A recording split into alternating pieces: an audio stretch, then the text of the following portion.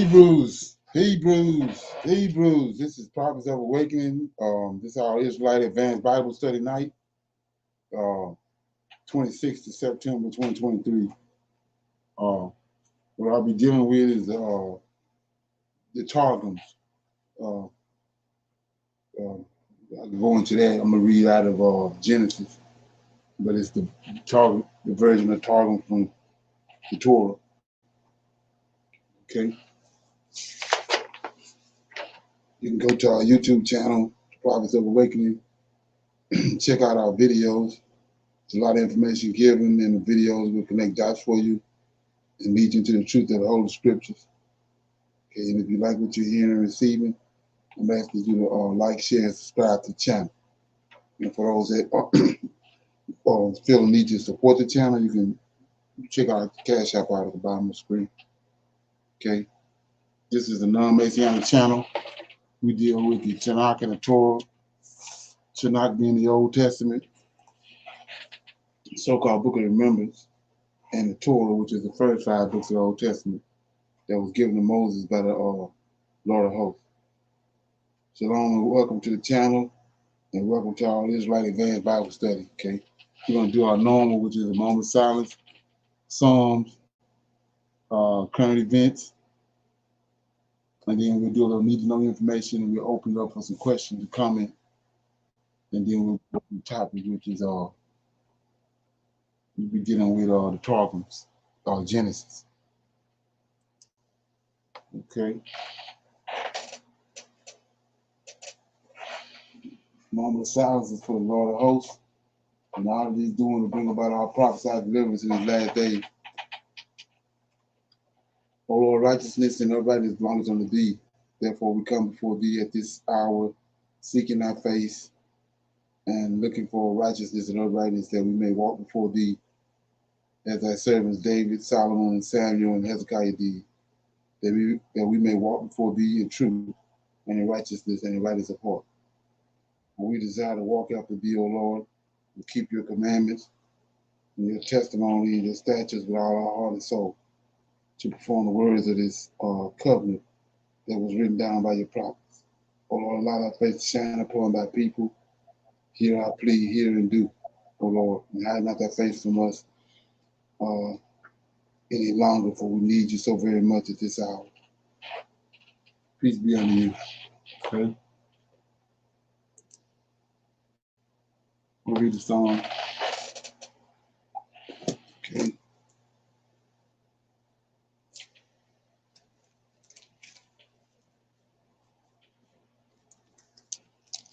We'll read Psalms 84. Okay, it says,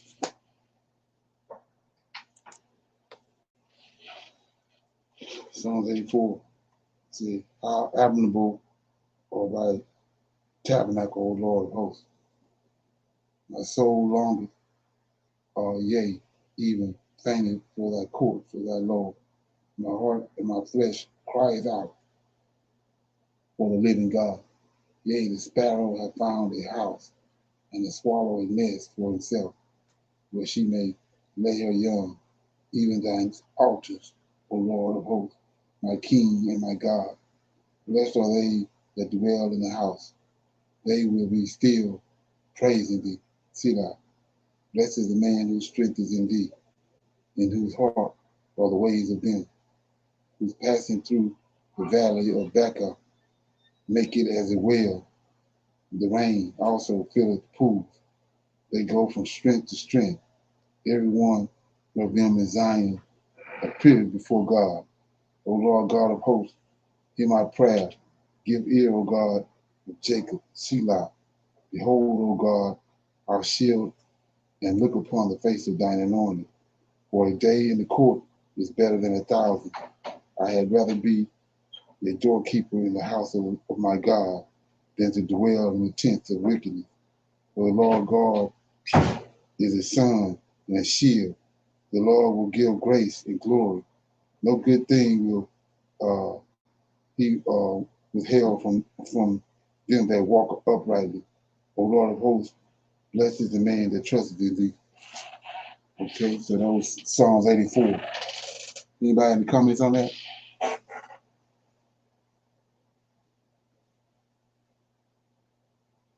Okay. Everybody good? Yes, okay. sir. We're going to go to some current events so I can get this thing working, right? Okay, here we go. It's the time 11:14 over on the East Coast at 8:14 on the West Coast. My name is Josh Breslow, and I'm here to bring you all the top stories from across the country and the world. I want to get to the latest on the ongoing migrant crisis. We have seen historic numbers of migrants entering the country illegally over at the border. Fox's Griff Jenkins is over in Eagle Pass, Texas, where he has been, and joins us live with the latest from there. Good morning, Griff. Thank you so much for taking the time to join us. Hey, Josh, good morning. And we are literally at ground zero of this migrant crisis, and the numbers have never been this high. Josh, I've covered the border for nearly 15 years, and in the last few years, I've spent countless trips here in Eagle Pass. Never before has this small border sector been inundated with so many migrants, in this case, mostly from Venezuela. They're seeing more than 2,000 a day just in this sector. To give you some perspective, and we can take a shot of our drone as well. You can see the operations here underneath a port of entry bridge. The perspective is this little sector in Eagle Pass, part of the Del Rio sector, only has about 45 to 50 agents on any given day on a shift. Now, when you talk about 2,000 to 3,000 migrants coming a day and only 45 to 50 agents to try and deal with it, it is unbelievably overwhelming. It's why we've heard so much about these Border Patrol agents just overworked and at a near breaking point. And there's no end in sight. We have a lot of video as well of the trains coming through. But before I show you that, I want to talk to you about why the overwhelmed agents matter so much. And that is because when you only have 45 to 50 agents dealing with 2,000 migrants, the majority, 95% of those agents on shift have to deal with processing migrants right where we are at this area. And it's left, according to officials here, tell me, more than 60 unpatrolled miles of wide open border. Josh, that is a cartel's dream. The Border Patrol chief, the overall chief of the U.S. Border Patrol, Jason Owens, tweeting a few hours ago some pictures we can show you of the fentanyl, among other narcotics, coming across. He says that between the ports of entry in areas just like this, they have this fiscal year apprehended more than 2,700 pounds of deadly fentanyl. That is enough to kill the entire population of the United States twice over. And it is why everyone is sounding the alarm of this crisis. Now, I can show you some video of trains that our sources in Mexico exclusively have given us more migrants. This is a couple of hours south of where we're standing in Eagle Pass into Mexico. Those migrants we fully expect to see at some point later today crossing through here, compounding this problem. Now, you also have a situation of overcrowding in the migrant facilities here. Some video that was given to us by the Texas Congressman Tony Gonzalez, who represents this area, showed the inside of the Eagle Pass soft-sided facility, which is, 300 to 400% over capacity. There's nowhere to put these people. They've got to send them somewhere. As we know, many of them will end up in places like New York, where the mayor and the governor there are literally saying that they're hitting the breaking point there. They're adding more additional National Guard troops to try and deal with it. All of this is what Lieutenant Chris Olivares of Texas DPS talked to me about a little earlier this morning about the problem it's creating and the opportunity it's giving the cartels. Listen here. We are out of time. It is now time for us to act. and we have to stop waiting on President Biden to solve this problem. Apologies. That was Congressman Tony Gonzalez who gave us that video. And he was here yesterday with the congressional delegation with about a half a dozen members of Congress, mostly from Texas, one, Brandon Williams, from New York, seeing this firsthand, Josh, in saying essentially that they are out of time. They're not getting any support from the administration. And what these members of Congress want to see is not only support for the Border Patrol in the way of manpower and resources, but they want to see real repercussions. If you step back for a moment in a wider view of this crisis that began in January of 2021, when the new administration took over, they changed their approach to this. The previous administration had one of enforcement. This administration favors mass releasing migrants. And the officials here yesterday, the Republican congressmen, say that because these migrants are being released on mass numbers, they're going to keep coming and they're not going to stop anytime soon. And that we're at a problem right now that if something isn't done, it's going to create a national security crisis. Josh? And Griff, something that's interesting, we reported on this, but we know that the mayor of El Paso, Texas, for instance, says the city is at its, quote, breaking point. And it sounds like a lot of the different cities and towns around there are dealing with the same situation as a result of this situation going on there at the border. So, Josh, that's an incredibly important point. You are seeing the Democratic mayor of El Paso over the weekend, Oscar Leeser, saying that they are reaching that, quote, breaking point.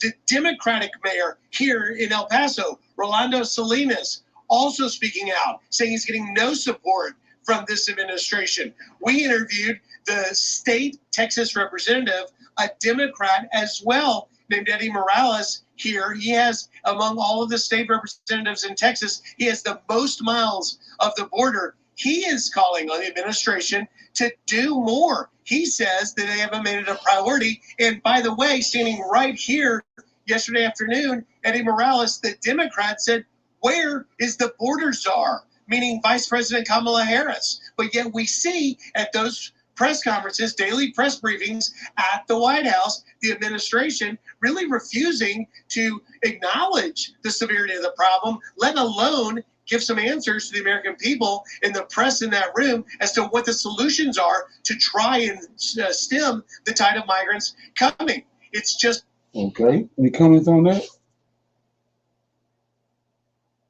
Becoming a serious problem. Yes. Shalom, everyone.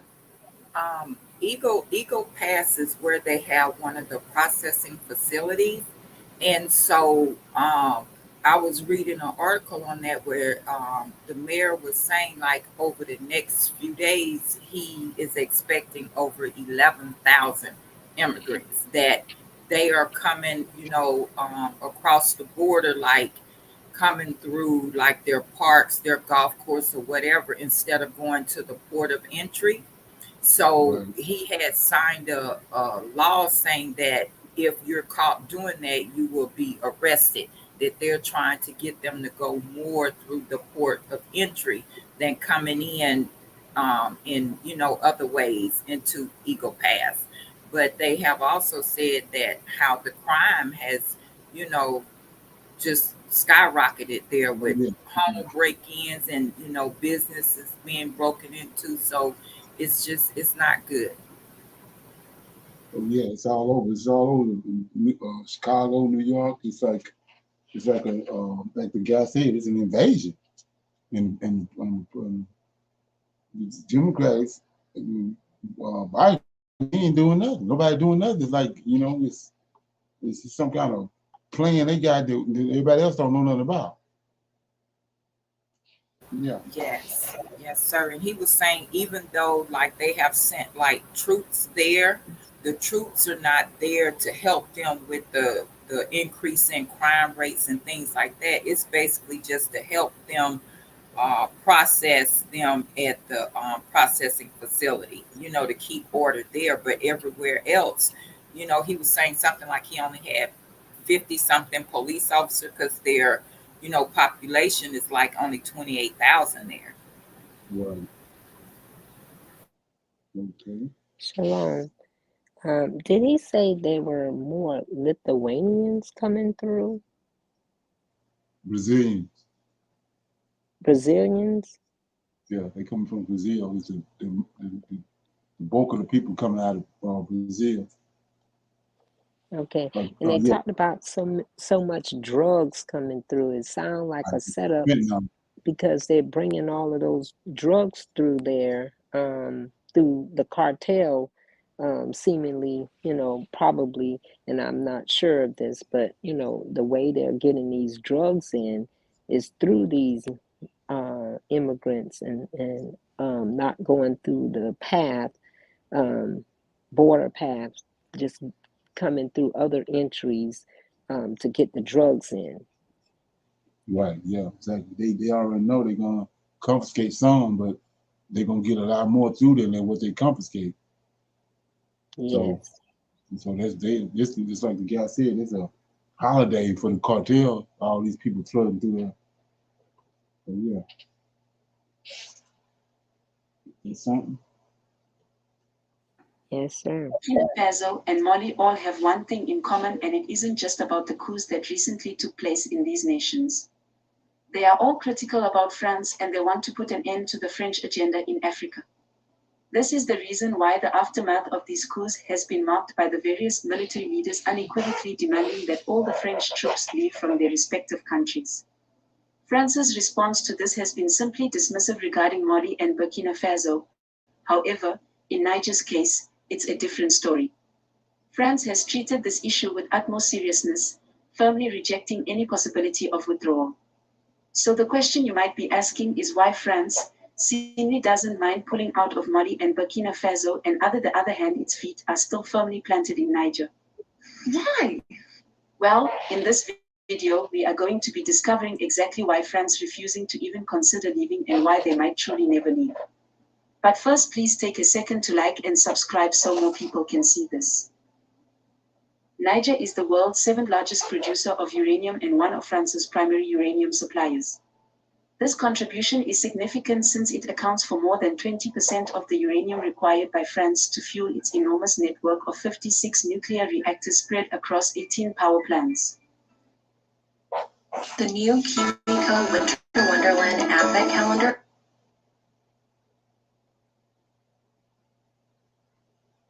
A famous French business, controls mining operations in 3 unique locations in Niger: the R mines, the Akokan mining site, and the Imoraran mine. Since the Junta faction took power in Niger, there has been a considerable and noticeable increase in the price of uranium within the country. Uranium, which was once valued at about 80 cents per kilogram, now fetches an astonishing price of €200 per kilogram. This extraordinary price increase has caused a significant shift in the dynamics of the global uranium market, with ramifications for the key players involved, particularly France. Canada, another significant uranium supplier to France, is currently selling uranium at a rate of €200 a kilogram, in line with the newly discovered pricing levels. In contrast, France continues to purchase uranium from Niger at a significantly discounted rate, paying only 80 cents per kilogram. This pricing gap has influenced France's uranium buying policy. To understand the magnitude of this economic dimension, consider that Orano, the French company in charge of uranium mining operations in Niger, is estimated to earn a staggering annual revenue of approximately $54 billion solely from the exploitation of uranium resources in Niger. This significant cash windfall emphasizes the economic importance of Niger's uranium riches to France and its linked corporate companies. Orano's involvement in uranium mining in Niger dates back to 1971, when this crucial cooperation was formed. Orano strengthened its commitment to uranium extraction in Niger in May by negotiating new contracts with the Nigerian government, prolonging French uranium mining operations in the country until 2040. This long-term commitment demonstrates Niger's uranium resources' strategic importance to France's energy security. The year 2022 was a watershed moment in this partnership, with France acquiring 1,440 tons of uranium from Niger. Surprisingly, this amount represented 20.2% of the total 7,131 tons of uranium imported by France that year. These data highlight Niger's crucial role in meeting a significant amount of France's uranium requirements. Niger's importance extends beyond its bilateral relations with France, as it plays an important role in the greater European energy landscape. The commencement of the Russia-Ukraine conflict drastically altered the geopolitical scene in an era when European nations were traditionally relied on Russian natural gas. As a result of the disruption in Russian gas supply, European Union member states, notably France, have been forced to diversify their energy sources and explore alternatives. Uranium emerged as a possible substitute, and diversifying natural gas supply became a primary goal. In this perspective, Niger stands out as a reliable source of uranium, particularly for France. However, the rise of an anti-Western dictatorship in Niger has placed doubt on France and the EU's ability to secure low-cost uranium. The country's role as an economical uranium supplier persists, but the political context raises doubts about the country's ability to maintain this beneficial connection. France views its capacity to negotiate the problems provided by the Niger junta as superior to engaging in a confrontation with Russia, emphasizing its unwillingness to leave Niger. This story emphasizes the multidimensional nature of France's ambition to stay in Niger, which is motivated by economic, geopolitical, and strategic factors. The complexity of this position generates serious concerns for Niger's future, France's role in the area, and the global oil supply dynamics. Let us now look at the second reason for France's choice to remain in Niger. As previously stated, the European Union has faced energy issues as a result of Russia's inability to supply natural gas to EU member states, prompting the search for alternate energy sources. Concurrently, Nigeria has issued threat of military action in Niger in response to the recent shift in government. Allow me to introduce you to the Trans-Saharan gas pipeline, which you may not be aware of.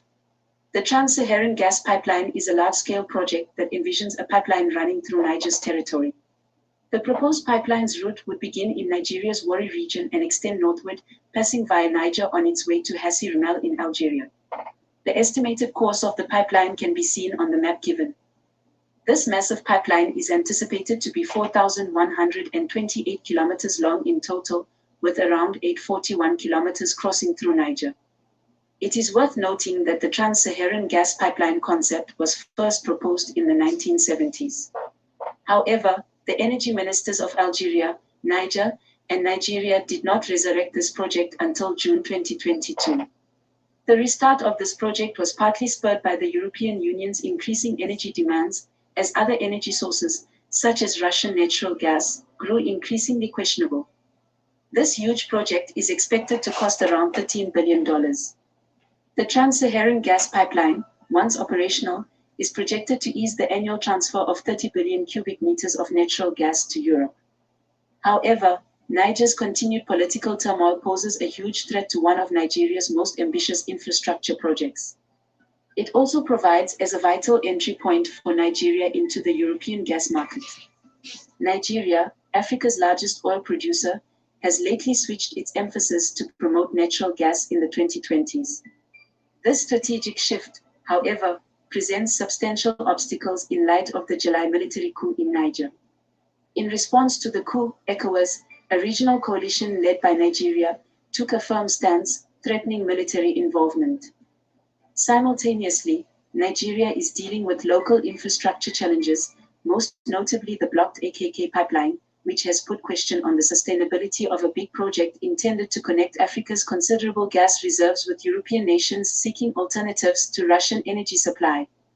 It is worth noting that Niger will get a sizable chunk of the $13 billion capital investment authorized for the Trans-Saharan pipeline project. However, Niger now has a restricted daily oil production of 20,000 barrels per day, as well as a limited gas production.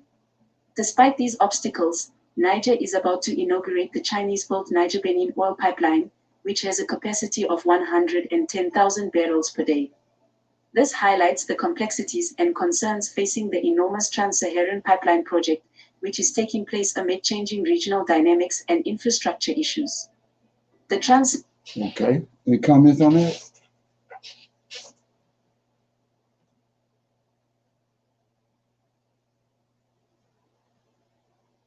Okay, so now we see why You see why France don't want to leave. They can't run them off. You got $54 billion worth of uranium they get pretty much free, and then they got $13 billion invested in this right here. So, like the man said, they getting all the money, and the people over there dirt poor. So it's gonna be some hell behind all this when it's all said and done. It's gonna come to a head soon. Okay, we got some need to know information right here. Discrimination and prejudice against Black Africans have a long history and still continues today. Historically, Black Africans were perceived as superior due to their wealth and advanced civilizations, which incited jealousy among white Europeans and Arabs. These non-Black groups decided to paint Black Africans as inferior, emphasizing their dark skin, full lips, and curly hair as markers of this inferiority. This negative perception was driven by a desire to label Black Africans as uncivilized and backward, thus justifying their own supposed civility and superiority. This formed the foundation of systemic racism against Black Africans. Even today, the question arises as to why non-Black communities continue to view Black Africans as a threat, showing the enduring impact of these historical biases. We will uncover everything, even the things that they don't want you to know about and that haven't been written in the history books. So keep watching. Historically, Black people are considered the physically strongest humans on Earth. This strength and the charisma that comes with it is obvious to everyone. Non-Blacks, aware that Black people could potentially excel and take over in various fields, decided to exclude them from participating fully in society. This led to the creation of systems like slavery, with European colonizers treating Black people as lesser beings, only suitable for physical work, which they considered inferior. Non-Blacks redefined sophistication and civility as characteristics of those who could do intellectual work, making such people eligible to be leaders and rulers. This shift in societal structure pushed Black people out of positions of power. Non-Blacks further propagated the idea that physical strength was inferior to delicacy and fragility, which were qualities they associated with themselves. Greek philosophers, like Aristotle, are seen to have perpetuated this idea by suggesting that some people, including many Black individuals during his time, were naturally born to be subjugated. Black slaves were subjected to harsh and brutal punishments under the assumption they were less sensitive to pain. This brings us to the second reason why Black Africans were seen as a threat: the fear of genetic annihilation. With our YouTube channel, we aim to shed light on historical prejudices that have often remained untold. To support us, please subscribe to our channel and help us spread awareness about the injustices in history that have been overlooked. Now back to the video. When Black people were made slaves, they lost all their rights. But their masters were still scared, fearing the power of Black supremacy. It was obvious that Black people were physically stronger and had more charisma than their non-Black masters. So there was this fear of genetic eradication. In simpler terms, white Europeans and other non-Blacks realized if they had children with Black people, their own genes could disappear. In biology, it's a fact that the stronger genes tend to prevail when a child is conceived. So, regardless of who a Black man married, a white or Arab woman, the Black man's genes would be more dominant. This was seen as a potential end to non-Black genes. It was such a huge fear, it can't be overstated. That's why Black slaves were forbidden to marry non-Black people. They understood the rule of survival of the fittest, which showed Black people as superior. Non-Blacks were so afraid of this, they made a rule that anyone with even a trace of Black ancestry was seen as inferior and treated the same as other Black people. However, this wasn't the case everywhere. For example, in Latin America, where the Spanish and Portuguese had empires, they would sometimes marry their slaves and have children. These children were given full rights. Similarly, some Arabs would also marry their Black slaves. Their children would then identify as Arabs and follow Arab traditions and culture. The third reason why non-Blacks felt threatened was due to the history of Black people being the founders of the first human civilization. Historical records and fossil evidence clearly indicate that human life first sprouted in Africa. There's no debate that Africa is the birthplace of mankind. Over time, these early humans honed their intellectual abilities and eventually created the first civilization. The idea that Black Africans thrived and advanced when no other race even existed can seem surprising and unconventional. Over the centuries, some of these Africans moved to areas now known as Asia and Europe. Today, everyone living in these regions and around the globe are actually descendants of these Black Africans. Non-Blacks felt uncomfortable with this. They didn't want to accept that they are descendants of the very race they've looked down upon for centuries. But honestly, their acceptance isn't necessary. A simple DNA test can confirm this fact. The genetic connection to African ancestry is well established and undeniable. Genetic tests have shown that Europeans share between 4 and 20% of their genes with ancestral groups from Northwest Africa. No matter which human you examine, you'll find evidence of African genes, proving that Blacks are truly the forebears of all humans. But non-Blacks don't want to accept this. If they did, it would blur the line between Europeans and today's Black Africans, shattering their preconceived notions. Moreover, this evidence underlines that Africa, not Europe or the West, is truly at the heart of human civilization. The recognition of this fact would quickly reintroduce Black Africans into the power dynamic, threatening non-Blacks. A fourth significant reason non-Blacks felt threatened is due to Africa's vast natural wealth. The continent is the most resource-rich in the world, abundant in oil, gas, gold, silver, diamonds, and other valuable metals. These treasures are readily accessible in Africa's mountains and landscapes, which is something non-Blacks find hard to stomach. The thought of Africans possessing such wealth is hard for them to comprehend, particularly considering the historical records of Africa's prosperity. Take, for example, the Arabic writings by Al-Fazari, which highlight Africa's wealth centuries ago when the rest of the world barely understood the concept of wealth. Al-Fazari referred to Ghana as the city of gold, and its king as the wealthiest monarch alive. These records indicate Africa's richness, which only added to the threat perceived by non-Blacks. Non-Blacks cannot bear the thought of modern Africans possessing such resources, so they perpetuate stereotypes that depict Africans as less intellectually capable and therefore unable to make informed decisions. This was a primary reason why European colonizers from countries like France, Spain, Italy, and Britain invaded Africa and exploited its riches. Even today, France reportedly holds half of the gold reserves of many African countries. Italy's Prime Minister, Giorgia Meloni, disclosed this in an interview, stating that France prints currency for African nations in exchange for their gold, a clear imbalance of value. This perceived threat leads non-Blacks, including white Europeans and Asians, to act aggressively towards Black Africans. Do you feel that even after centuries, the situation hasn't changed, and non-Blacks still subconsciously feel threatened? Let us know your thoughts in the comment section below. Have you ever... Okay, any comments on that? It's no but a matter of time. We coming all back. Okay. So you got something going on with your device, Joyce. Reason why I can't bring you back up.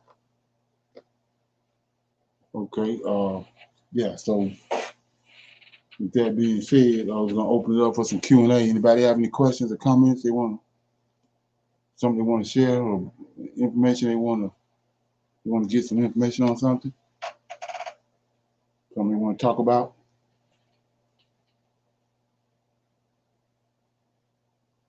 Okay. Nobody have anything? I'm gonna play this in, then we're going to the class. Scenes, there was a battle for the concept of money. The group of emerging economies known as BRICS makes up more than 40% of the world's population and a quarter of the global economy, which aims to challenge a world order seen to be dominated by the US and its Western allies. A new money is being created, a new world reserve currency that's meant to challenge the current world order. Now, this is a result of something called the BRICS Alliance, which is a team of 5 countries. And let me just give you some statistics of just how powerful they're now becoming. By the end of 2023, they're estimated to control 25% of all the exported goods, which is about 29% of the world's GDP. Remember, that's the thing that measures how much stuff the world will make in a single year. They will also produce 43% of the world's oil, and they'll represent 46% of the world's population. And all of that is going to happen at the end of this year. And here's exactly what that means. The BRICS countries have overtaken the G7 countries already by something called purchasing power parity, which looks at living standards. It's measured that they'll also have about 50% of all the working people in the world, which altogether sit on about a quarter of the Earth's land area. And they're getting much, much bigger. This year's chair, South Africa, says over 40 countries have expressed interest in joining. Oil heavyweight Saudi Arabia has the backing of Russia and Brazil. And Argentina says it has China's support. Over 40 countries have already applied to join the BRICS, and starting next year in 2024, they're going to welcome 6 new countries to their list, including Saudi Arabia, Iran, Ethiopia, Egypt, Argentina, and the United Arab Emirates. So now the oil giants are joining BRICS, and their new money is rumored to be going back to the gold standard. And all of this is meant to challenge US, Western dominance, and start the de-dollarization of the world. And that's already starting to happen because the central bank's share of dollar reserves is at a 20-year low of 58%. Even the head of marketing research at JP Morgan just recently said the importance of the dollar has declined significantly from 2014 to 2022, which leaves us with a lot of questions like, who are these countries? Why are they challenging the dollar? And what's wrong with the dollar to begin with? And if they're successful, will that lead to Ray Dalio's prediction coming true, that all world reserve currencies will inevitably come to an end? This is arguably one of the most important things that's happening on the global stage of politics, investing, and economics. And in today's video, I want to break down and explain exactly what's going on and how this could potentially affect us. So let's get into it. Hi, my name is Andre Jick. Hope you're doing well. Cover the finance and stay for the BRICS. Now, I want to apologize ahead of time and tell you that I'm not a historian. I'm not an economist. This is just me piecing together a very complicated story and trying to explain this to you. But if I make any mistakes, please feel free to correct me in the comment section. But let's start off by answering that first question of, I saw that the Google UX design certificate was flexible.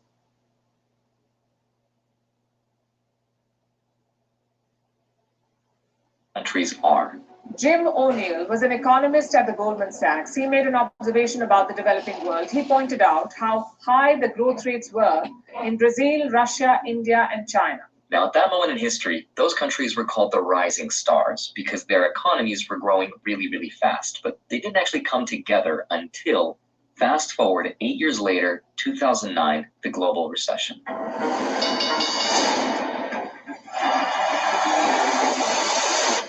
The global financial crisis really made members of the emerging market, members of the global south, started to question the relevance and the trustworthiness of the US-led global financial system. It was that recession that made everyone question how trustworthy the US global financial system was. And that's what led to the inaugural, or the first official meeting of the BRIC countries that took place in Russia in 2009.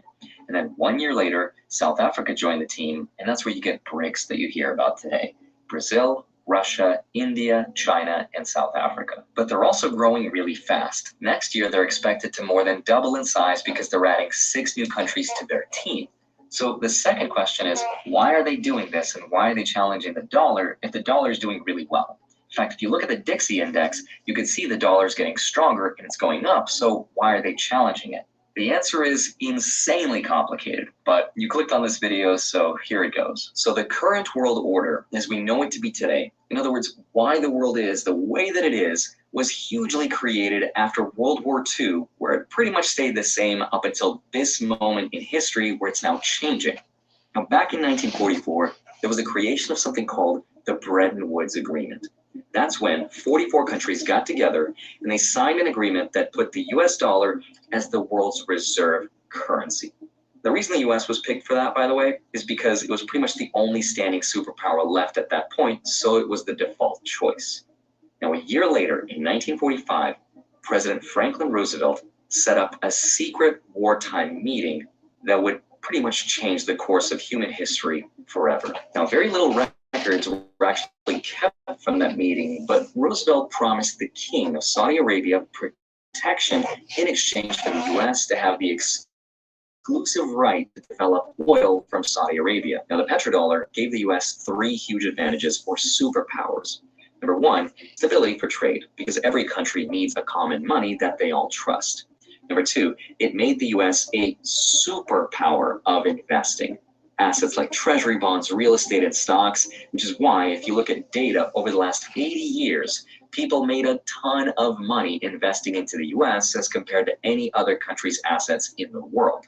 And number 3, it created this link between energy and dollars that made the US and the West so powerful. Because as long as the world needs energy, which it does, or it wants to make money by investing, the world needs to use dollars. But here's where the real superpower comes in that really pushed these countries to come together and create their own alliance. Because we're taught at school that printing money is really bad because it leads to inflation.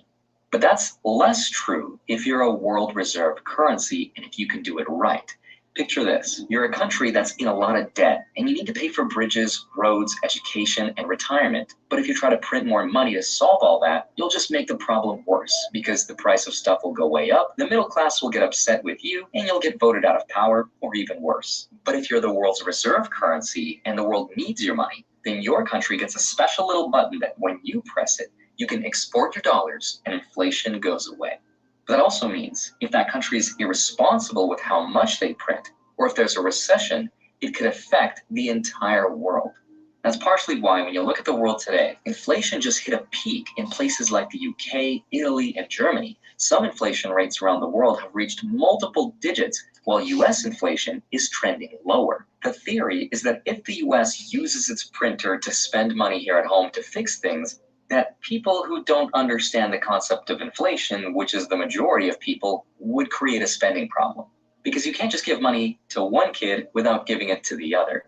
You can't pay to fix your leg without first fixing your arm. But you can't fix your arm without fixing your hand, and if you fix your hand, you gotta fix your brain first. And on this goes.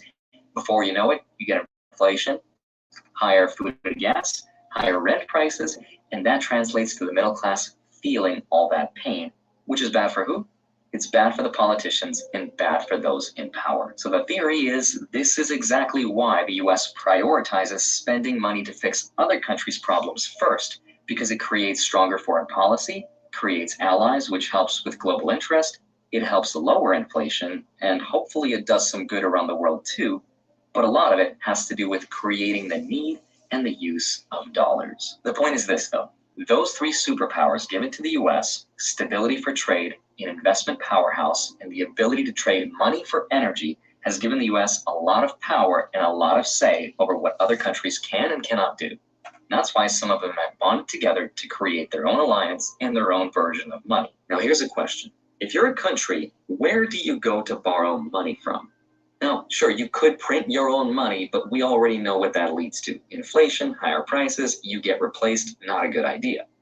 The answer is, if you're a country and you want to borrow money, you go to the World Bank or the IMF, the International Monetary Fund. Think of this as one big world piggy bank that all the countries in the world contribute to. And anytime a developing country wants to borrow money to build out infrastructure, they could do that. They could borrow a couple $2 billion in exchange for a reasonable interest rate that could be maybe even lower if that country behaves and does what's in the best interest of those in power. Power, which not everyone agrees, is divided fairly. The BRICS countries, for example. You're looking at my trading account right now. You can see I'm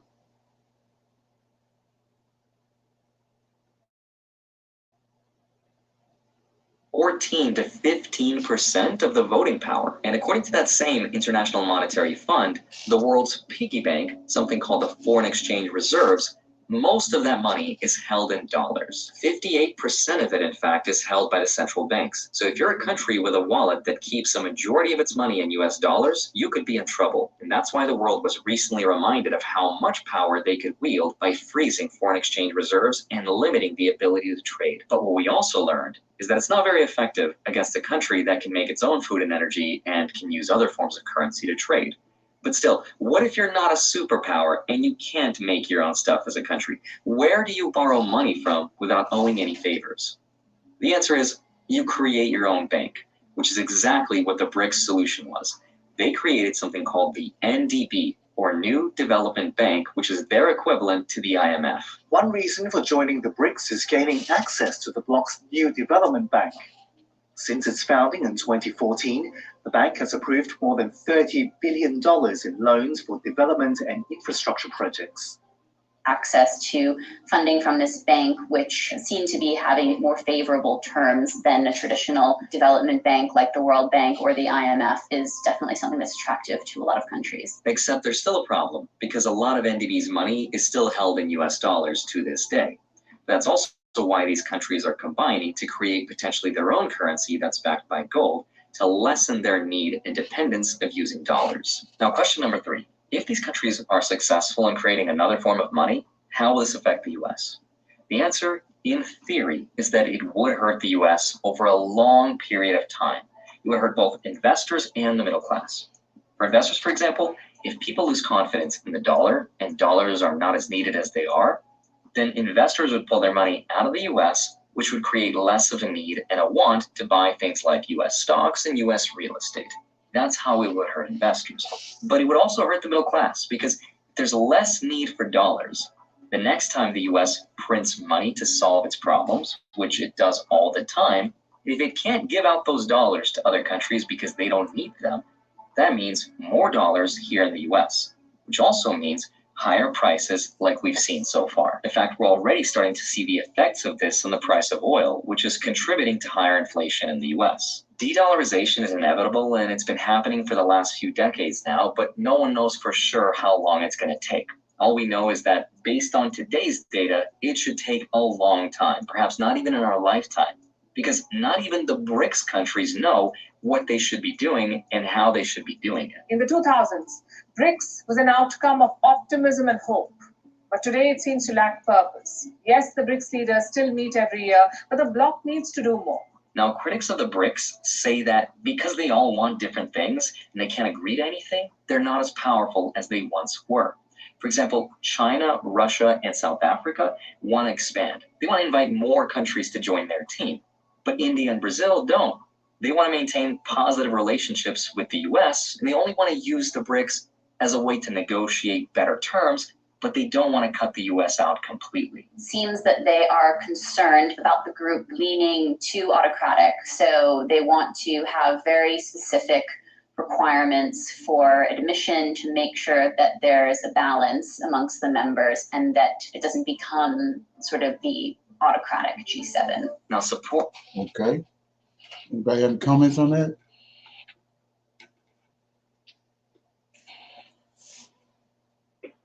Okay.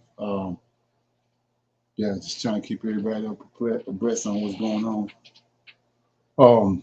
Like he said, 2024 is going to be the telltale whenever those other 6 countries that they just brought in, they're going to actually become full members on January, and they all of them is all based country.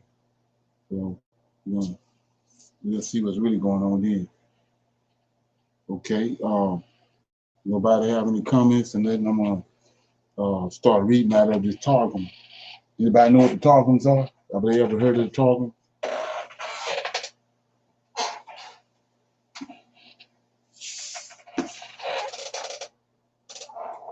Nobody? Okay, I'll show you what I got right here. So I'm gonna read Genesis.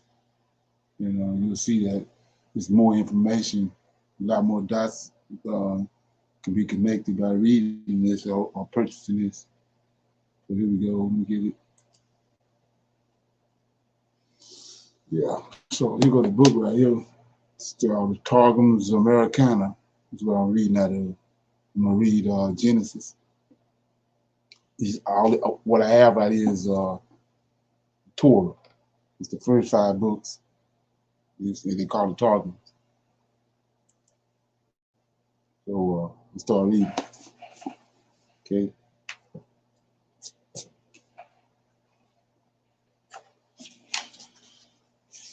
You'll see the difference in this and the difference in what they gave us in the King James. So it says, there was God and there was no before.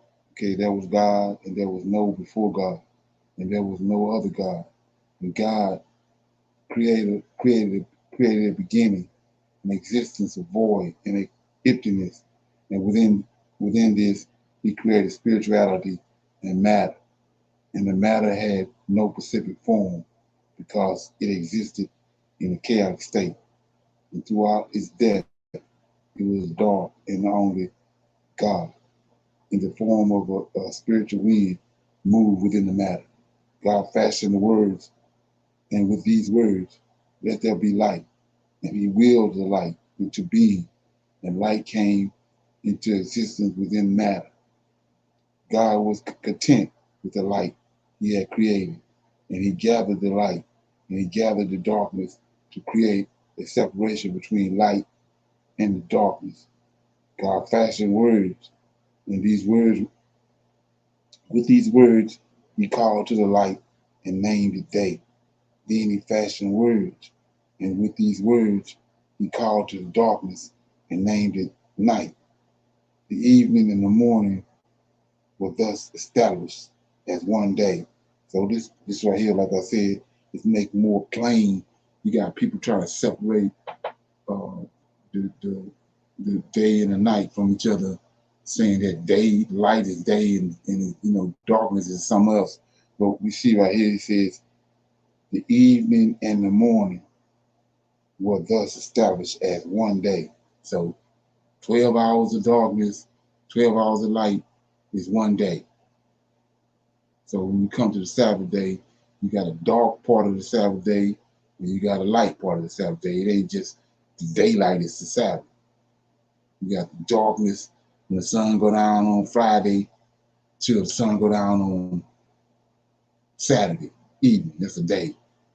Okay? So it says, God fashioned words, and with these words there shall be a sky, and he willed the sky into being.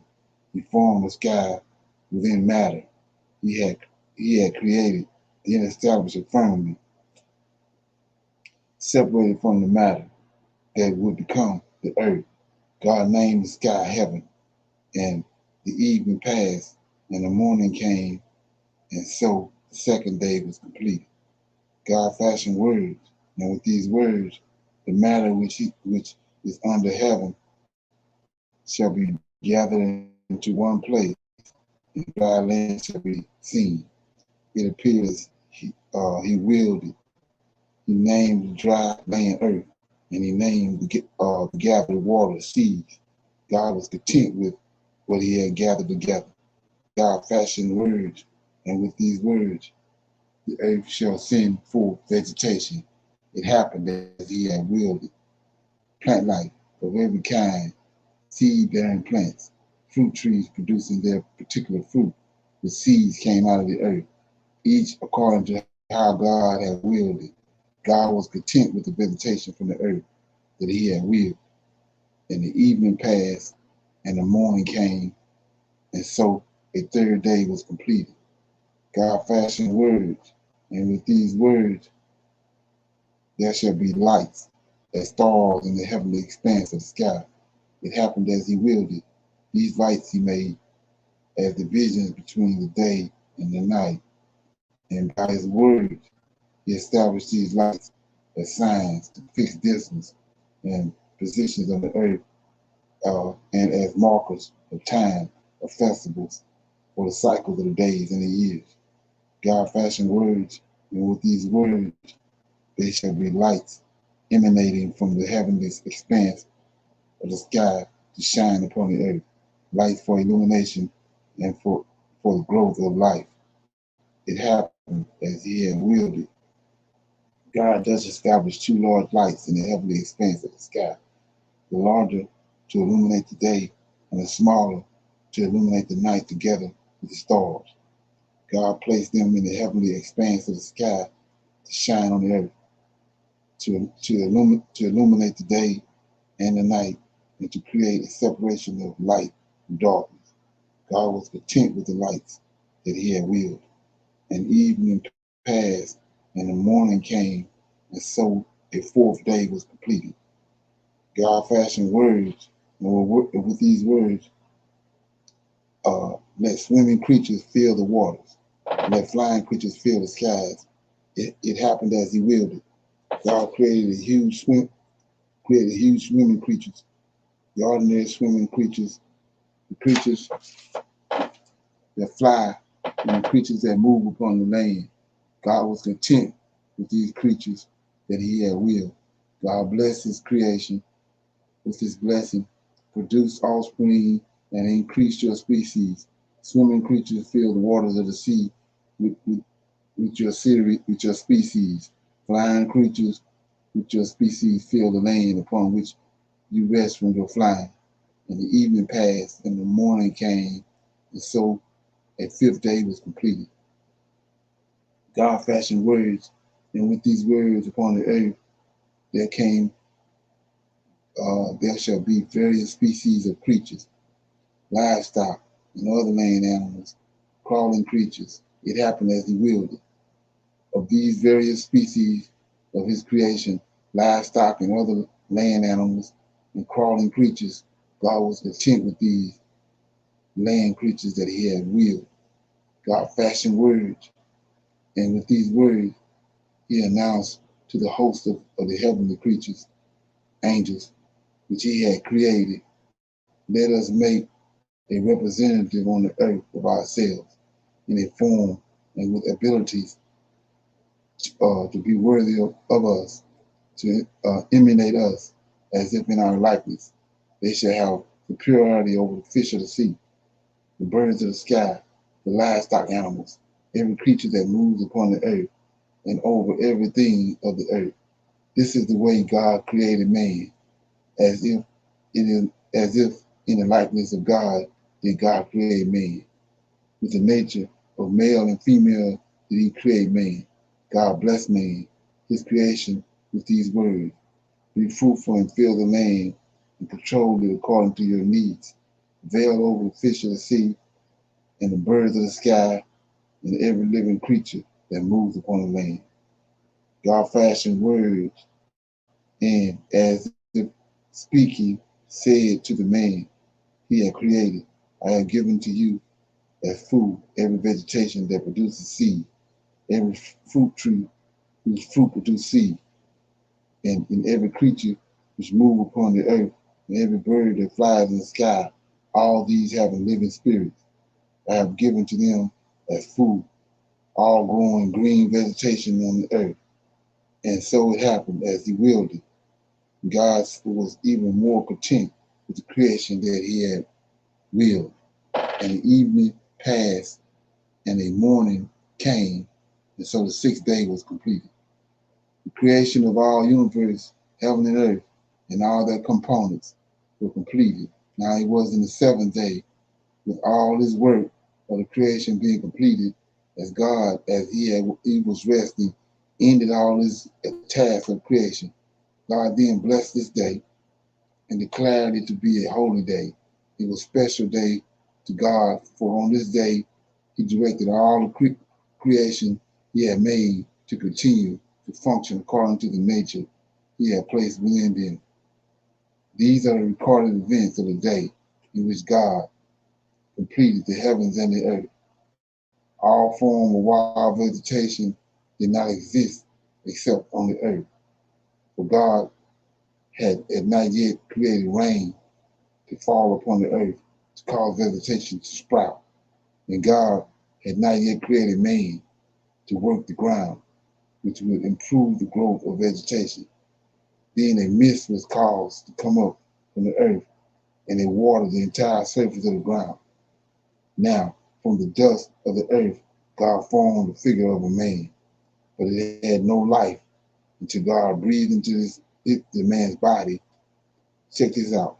Now, from the dust of the earth, God formed the figure of a man, but it had no life until God breathed into the man's body through his nostrils the breath of life, a soul. So, breath of life is a soul.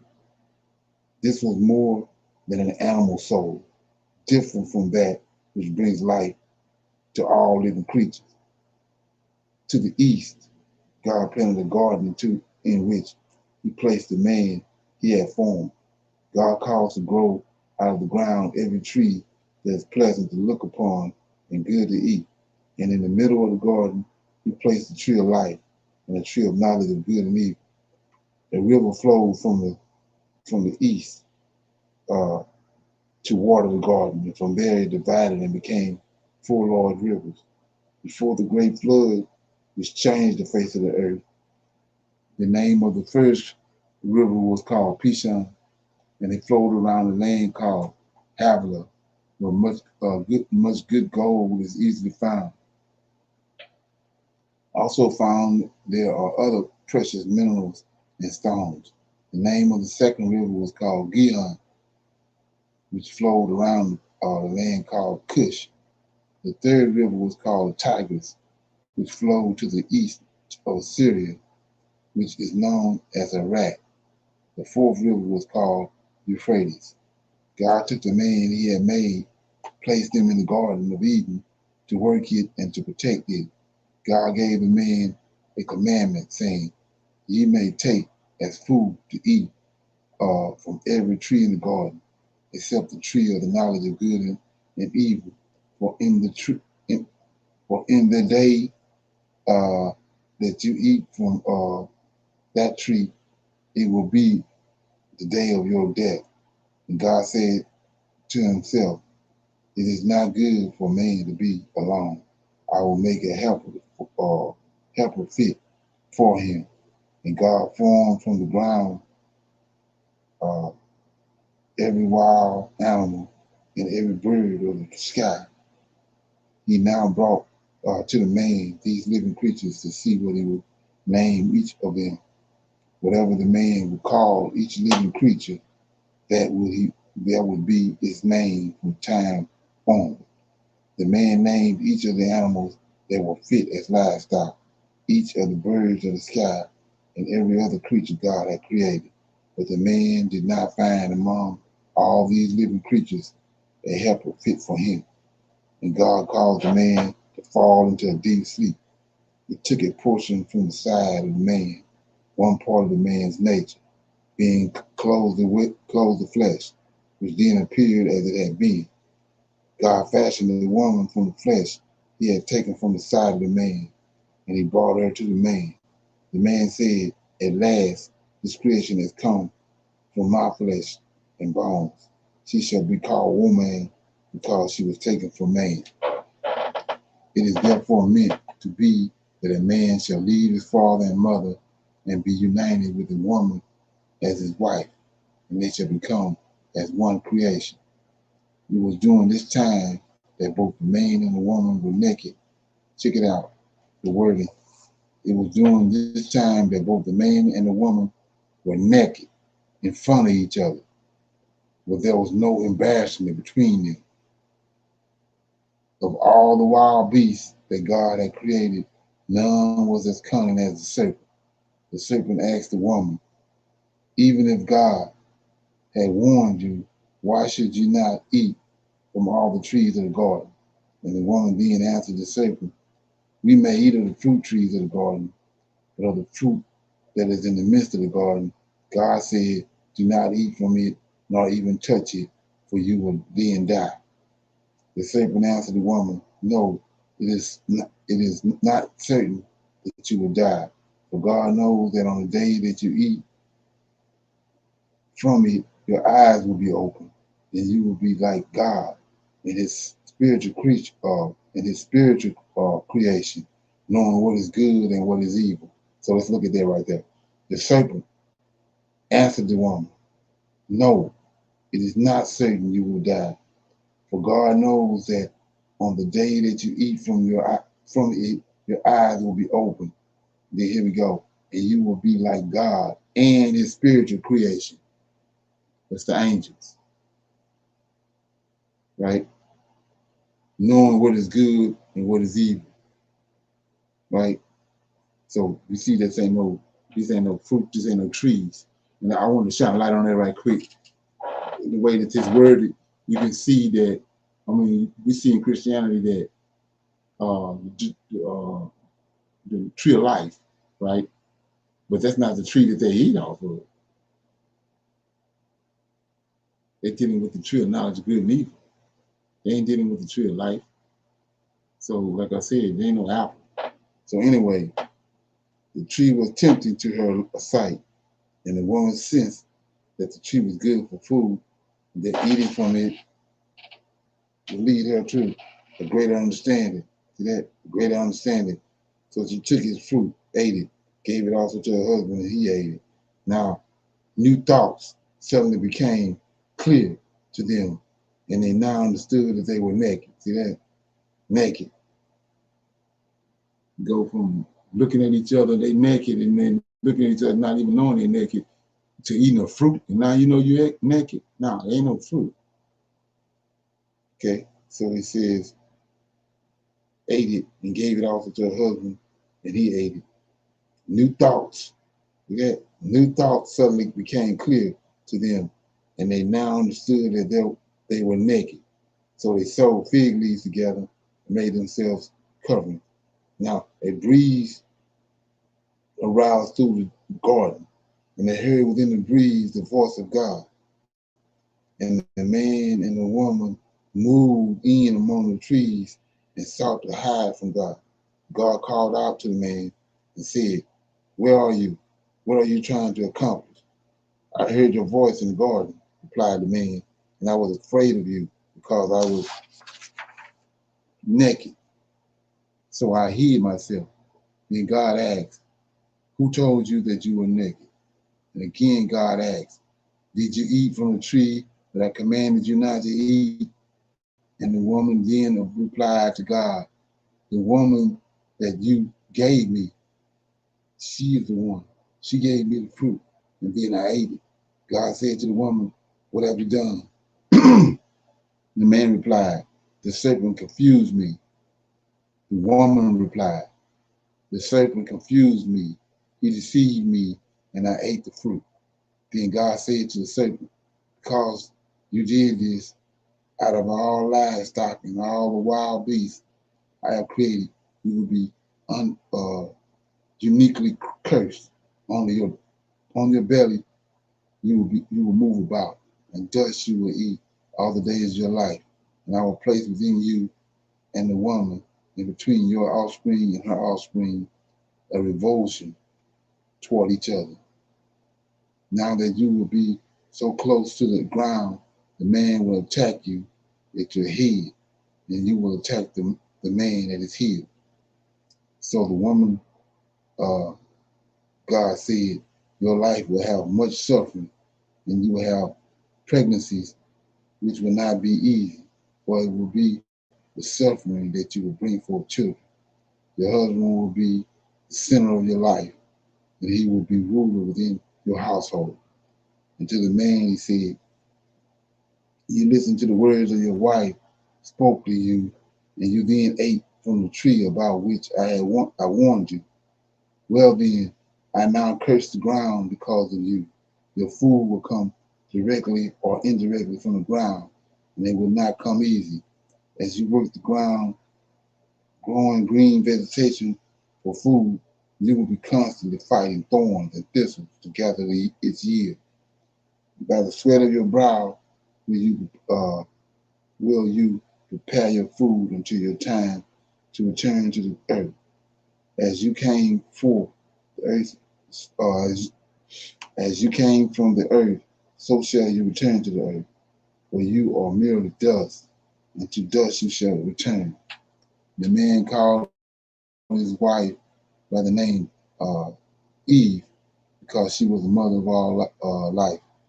God made garments of animal skin for the man that he called Adam, and for his wife, with which he then called them. God said to his spiritual creatures, the angels, these which I have created from the dust of the earth have become like one of us, in knowing what is good and what is evil. Now they must be prevented from taking fruit from the tree of life, lest in eating from it they come to live forever. God thus ordered mankind to leave the Garden of Eden, and from this time on, man worked the ground from which he had been formed. God drove them away from the garden and stationed spiritual beings, cherubim, waving gleaming swords to guard the path of the tree of life. The man and his wife, Eve, were intimate with one another, and she conceived and gave birth to Cain. She gave him this name because she said, I have acquired a man with help of God. She gave birth to the second time to Cain's brother, and she gave this son the name Abel,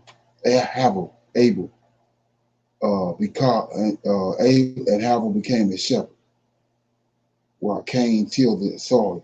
Now there came a time that Cain brought to God the offering gathered from his crops, and Abel too brought an offering carefully selected from the very best of the firstborn of his flock. God acknowledged only Abel's offering. To Cain and offering, God paid no attention. As Cain became extremely upset and depressed, then God said to Cain, why are you so distressed? Are you not aware that when you do good, I show you favor? And if you do not do good, this is a sin and its circumstances I lay out before you. Yes, sin is enticing, but it is within your power to conquer it. Cain met his brother and talked at length about what had happened. Sometime later, when they were together in the field, Cain suddenly attacked his brother Abel and killed him. After a while, God confronted Cain and asked him, where is your brother Abel? Cain attempted to hide his deed and answered, why do you think I should know? Am I my brother's keeper? God's voice was pained. What have you done? I have heard the drops of your brother's blood crying out to me as they fell to the earth. It was by your hand that the blood of your brother was spilled into the earth, and it is from this ground that now you have become cursed.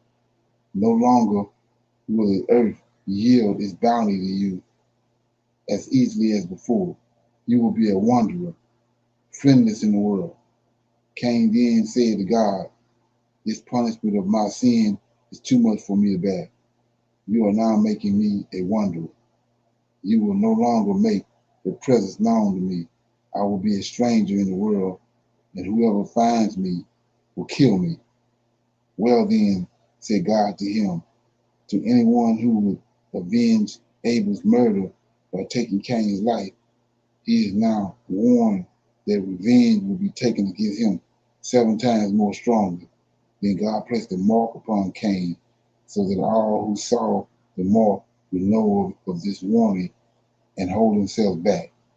Cain left God's presence, traveled eastward away from Eden, settling in the land of Nod. Time passed. Cain and his wife were intimate. She conceived and gave birth to Enoch.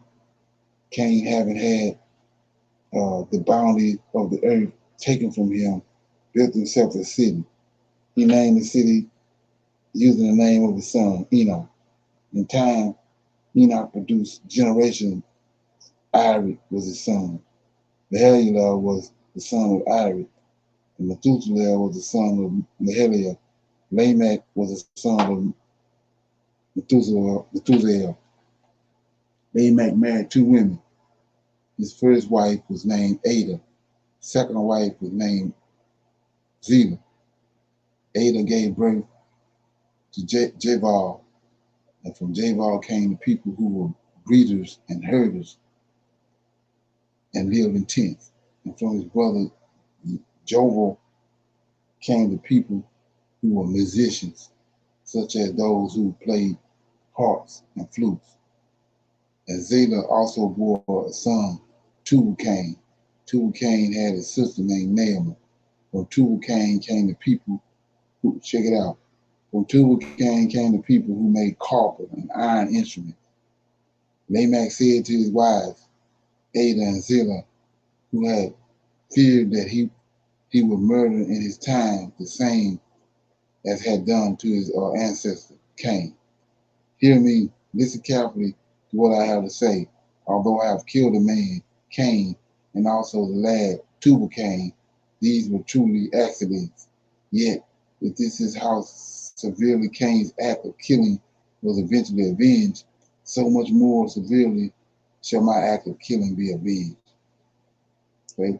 Adam and his wife, Eve, were intimate with another, and she conceived and gave birth to another son. She gave him the name Seth. For God had granted her another descendant in the place of Abel, for Cain had slain him. In time, a son was born to Seth, and he was given the name Enos. And it was at this time that mankind began to lose their understanding of God, and they began to pray in an unseemly fashion while still using the name of God. This book records the development of mankind in the world. On the day that God created mankind, he made this creation as in the likeness of God. He gave mankind the resemblance of both male and female in this single creation. And he blessed these two qualities on the day of their creation. He named his creation Adam. Adam lived 130 years, and he had a son called Seth, appearing in his likeness and form. Adam lived 800 years. Okay, 800 years after Seth was born, and he had many more children. When Adam was 930 years old, he died. Seth was 105 years old when he had a son called Enos. Seth lived an additional 807 years, during which time he had more children. Seth died when he was 912 years old. Enos was 90 years old when he had his son Kenan. Enos lived an additional 800 years, during which time he had more children. Enos died when he was 905 years old. Kenan was 70 years old when he had the son Mahalalel. Kenan lived an additional 840 years, during the time he had more children. Kenan died when he was 910 years old. Mahalalel was 65 years old when he had a son Jared. Mahalalel lived an additional 830 years, during which time he had more children. Mahalalel died when he was 890 years old. Jared was 162 years old when he had a son, Enoch. Jared lived an additional 800 years, during which time he had more children. Jared died when he was 962 years old. Enoch was 65 years old when he had a son, Methuselah. For 300 years more, Enoch lived and lived a withdrawn but pious life devoted to God, during which time he had more children. Because Enoch had a weakened nature that could have led him astray, he lived only 365 years. For Enoch lived so pious a life devoted to God, save Enoch taking him from the earth and bringing him directly to paradise. Methuselah was 180 years old when he had a son Lamech. Methuselah lived an additional 700 years, 782 years, during which time he had more children. Methuselah died when he was 69 years old. Lamech was 182 years old when he had a son. He named him Noah. This one will bring us relief. from our suffering because of all we had done, and from the necessity of work and to work the soil, the curses with which God has cursed us. Lamech lived an additional 500 years, 595 years, during which time he had more children. And Lamech died when he was 777 years old. Noah was 500 years old before he had children. His sons Shem, Ham, and Japheth. Mankind began to populate the earth, and many daughters were born. Though born of man, these people were still creatures of God's will. The men looked longingly upon the beautiful women of the land, and without discussion or permission, they took any other woman they wanted as wives. And God said, mankind should not have to be judged for all eternity by my spirit. Man is not of spirit, but of flesh, and so I will limit his years to be 120. In these earlier days lived a people of great renown called Titans, Nephilim. Now, their descendants did not refrain from displaying pride in their immense size and strength, and thereby show contempt for the people living around them. And God took note that mankind in growing measure, and he brought evil and unhappiness into the world, and that this had become hardened, they had become hardened in their hearts and minds. God was severely grieved that he had ever made man to populate the earth. Thus God decided to purge his creation from all the earth, and mankind, domestic and wild animals, and all birds, saying, I regret that I had ever created them. But Noah found worthy in God's eyes. So, okay, I'll stop right there. Anybody have any questions or comments on what I was reading? Shalom. Okay. This is kind of far out, but it was a thought came up that Noah was bone circumcised. Okay. I never heard that before. And so it was definitely a sign that he would do, something great. Right. So why would you figure he was circumcised? Listening in some other information and it came up. Okay. Yeah. So that would contradict what he did with Abraham. So if Noah already was circumcised, that means that they already knew about it, and so that means he wouldn't have to come to Abraham and make the covenant on his and told him to circumcise himself. That means Okay, now I'm sorry. I'm sorry, sir. So Noah was before Abraham. Right. Right. Okay. Okay. So go ahead. So if you go to Genesis 15, I'm gonna read it right quick. So if you go to Genesis 15, this after Noah, right? So I'm in Genesis 15, right quick. I'll read it. It says,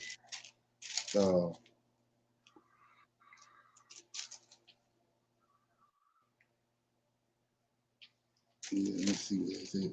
Yeah, Genesis 17 says, and when Abraham was 90 years old and 9, the Lord appeared unto Abraham and said unto him, I am the Almighty God, walk before me and be thou perfect.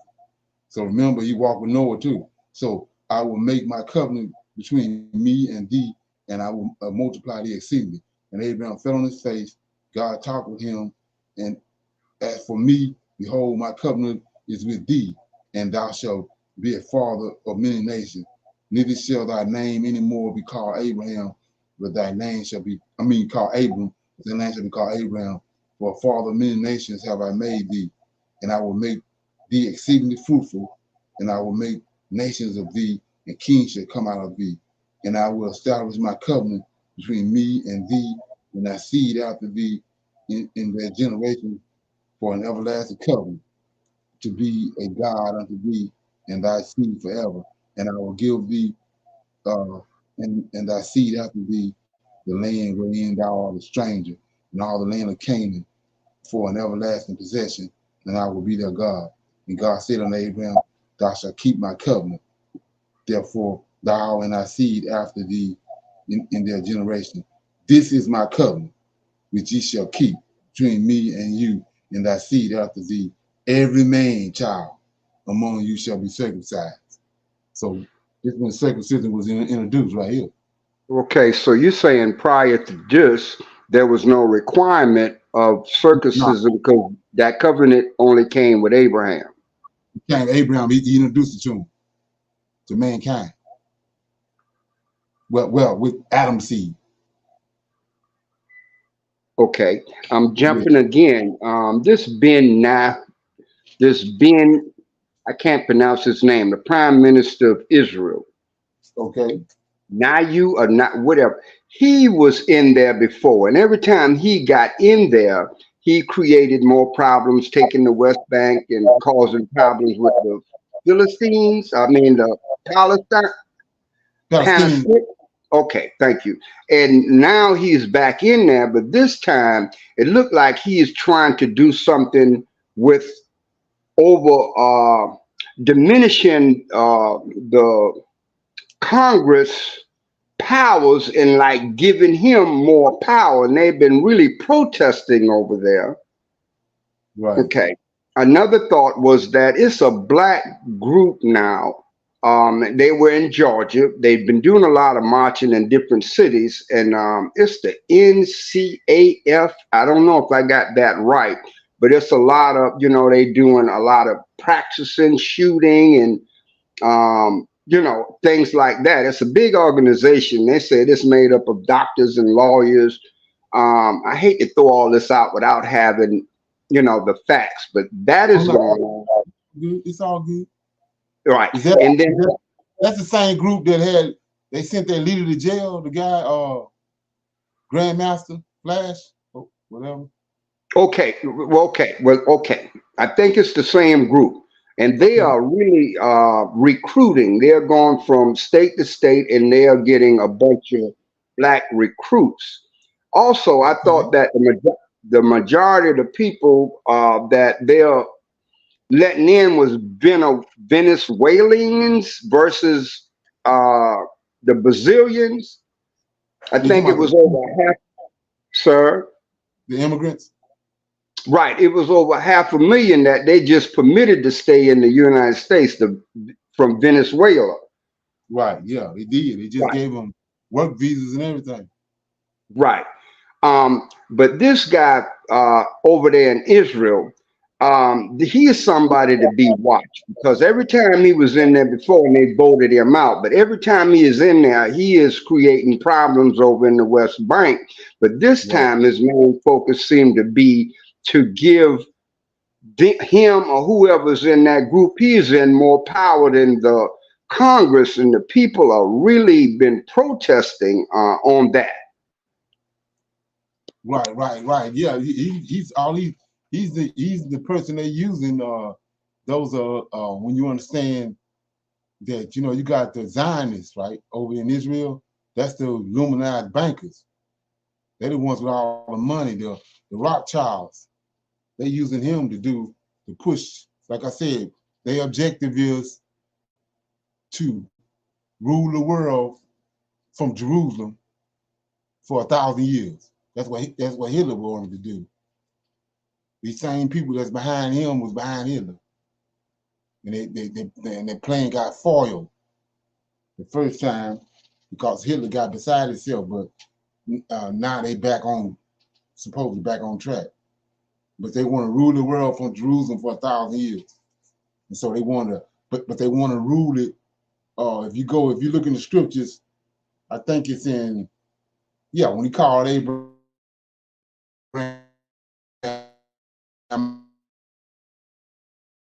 out and told Abraham to view the land. They want to rule all the way from Goshen all the way to the Euphrates. That's what they want. And that's what they use. He pushing to try to get the original borderline that they had. They want to rule the world from there. You familiar with that? No, sir, not necessarily. Yeah, look at the original border. That's what they want. They want the original borders, the original uh borders that was given to Israel as a nation, which is that little area they in right now is not the original border. They want to extend it out all the way to the original borders that's in Genesis that he gave to Abraham. That's why you see him doing that.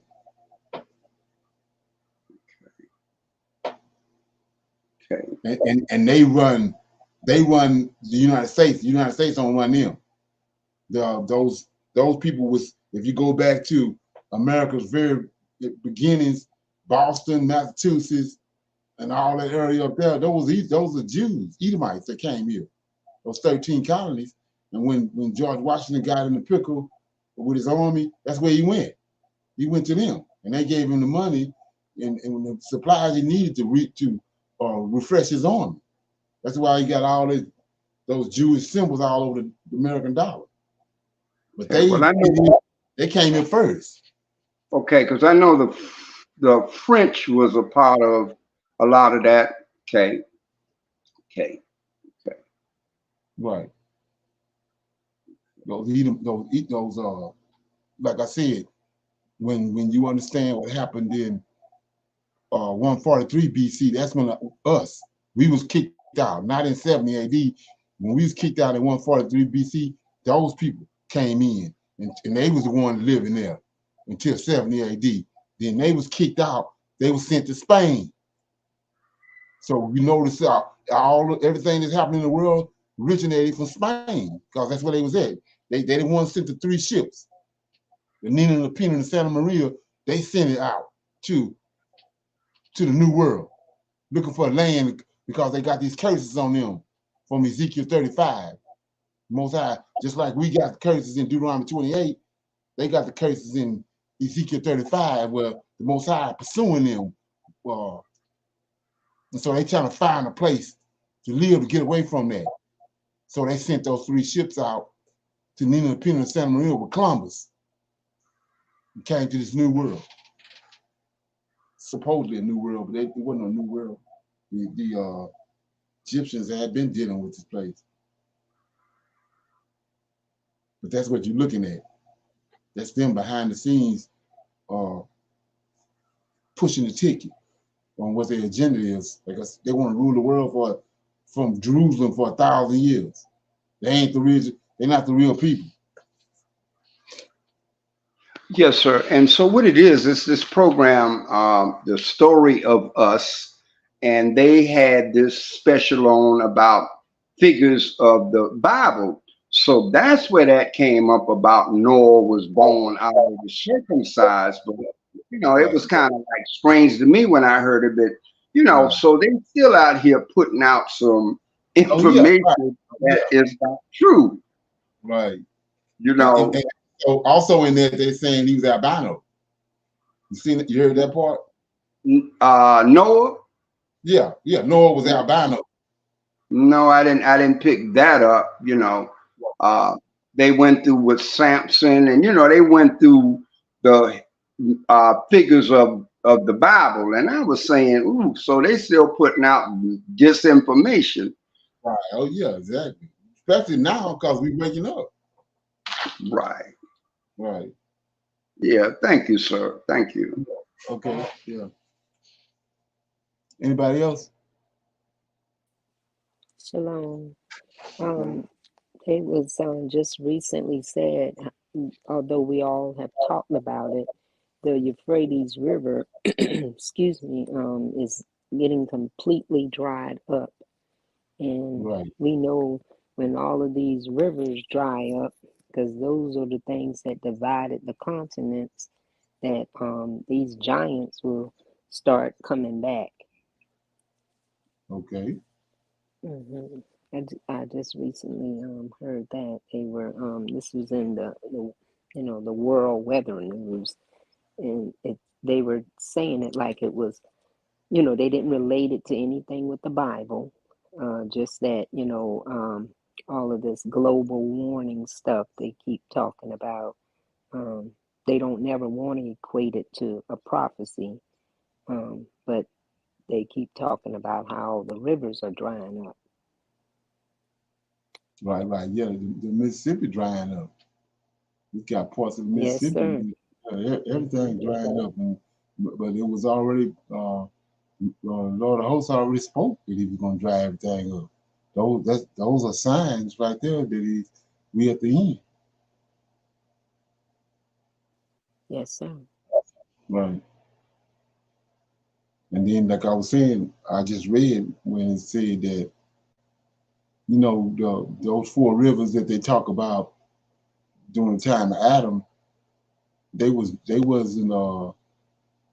same. They weren't the same after the Great Flood. It changed the, you know what I'm saying? It changed the trajectory of the water that was on the earth after the flood. It wasn't the same that the layout that we get in Genesis chapter 1 ain't the same after the Great Flood came. The water was redirected. Yes, sir. Right. Yeah, shalom, sir. So you're saying that with the flood, that's what created the Sahara Desert because it has been documented that it was a oasis of water, the Sahara. Right. Yeah. Yeah. Right. Right. So I don't know if you saw the movie Noah, the one with you know, the latest one they made. No, I haven't. I'm trying to think his name. Yeah, I can't think of his name. Anyway, so they had these fallen angels on the movie, but they had them like rock creatures. But the part I wanted to bring out was, if you get a chance to watch it, they were showing where it was where Noah and them was living at. It was a wasteland, and the way they showed it on the movie was like it had been burned up, sort of like Sodom and Gomorrah. Yes, sir.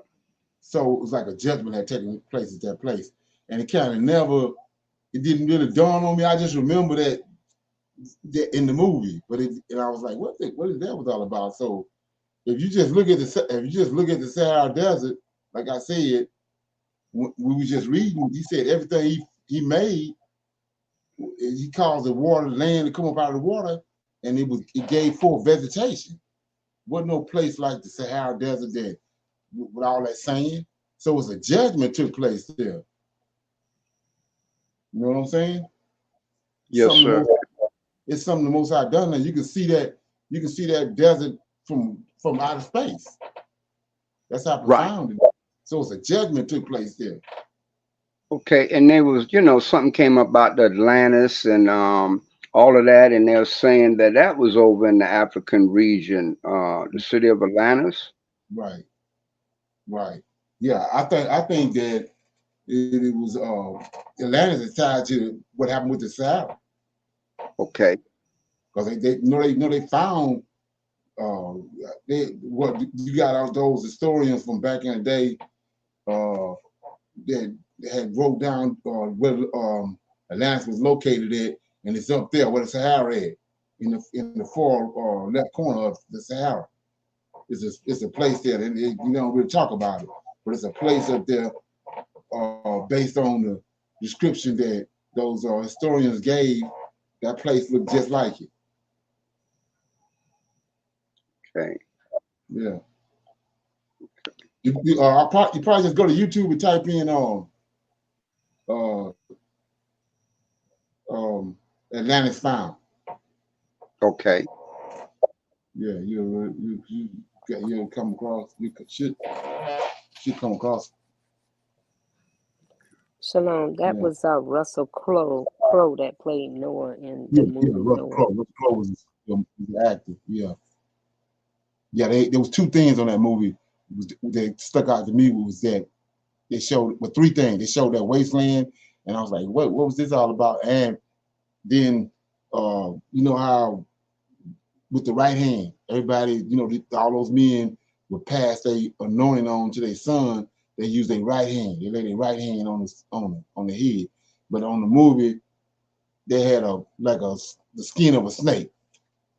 The snake had shedded the skin, but the skin had some kind of power in it. they would wrap it around their arm and wrap it around their palms of their hand, then lay it on the boy. And I was like, what the hell is that? And then Chupacabra jumped in the water and got on the boat. That one really blow. You should have started looking on those Christian faces in the movies. Yeah, he jumped in the water and swam and got on the boat and was hiding in the boat. I was like, wow. Is there something? Yes, sir. Yeah, you get a chance, it'd be a good movie to watch. Okay, anybody else got anything?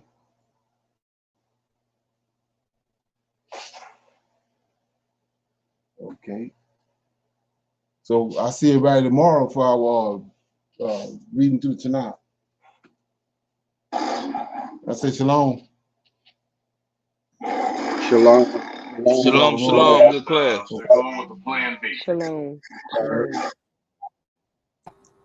Shalom.